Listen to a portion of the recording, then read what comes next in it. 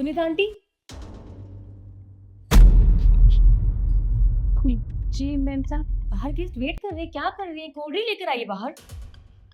हाँ आप जाइए, मैं लेकर आती हूँ, बस डाल ही रही थी। डाल तो दिया है, लाओ मैं लेकर जाती हूँ। अरे नहीं नहीं, आप जाइए, अभी नमकीन बिस्किट भी निकालने हैं ना, मैं ले आऊंगी।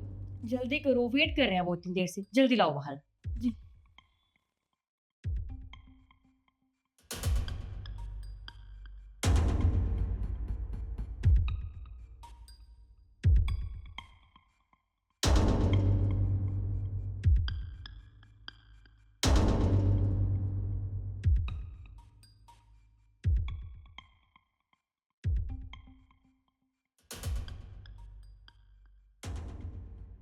सुन, ये पकड़, ये सोने की चैन है, कहीं खोना मत, और शाम को मैं घर आकर ले लूंगी। अब तू घर जा। सुनीता आंटी। मेम साहब आ रही है, छुपा कहीं। और माँ क्यों? रख जा। अब यहाँ पर क्या कर रहे हो? अब इतना सारा काम फैला पड़ा है और अब घर जा रहे थे? वो मेम साहब, मैं घर नहीं जा रही थी, वो क्या है ना, मेरे बेटे की तबीयत खराब है, तो इसी वजह से मैंने इसे यहाँ बुलाया था। क्या हुआ विकास, तुम्हारी तबीयत ठीक है? बताओ मुझे क्या हुआ।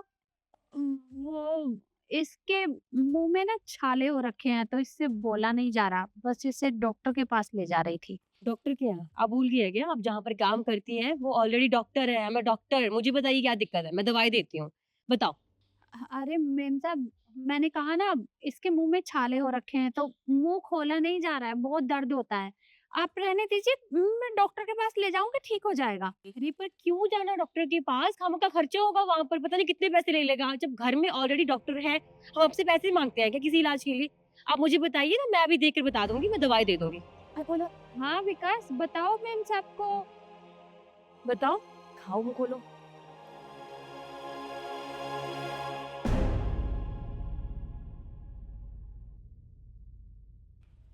ये तो मेरी चेन है, तुम्हारे पास ही कर रही है।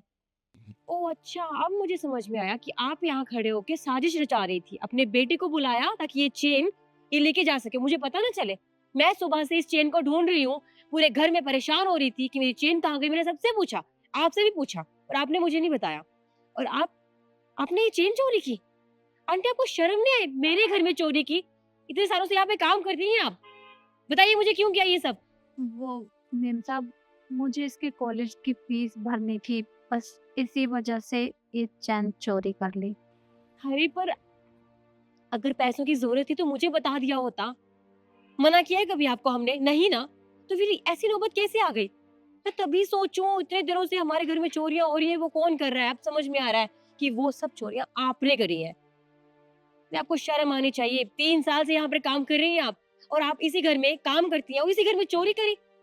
देखिए मैम साहब, मैंने जो भी कुछ किया अपने बच्चे की वजह से किया, आप मुझे माफ कर दीजिए, पर मैं आज के बाद कोई भी चोरी नहीं करूंगी।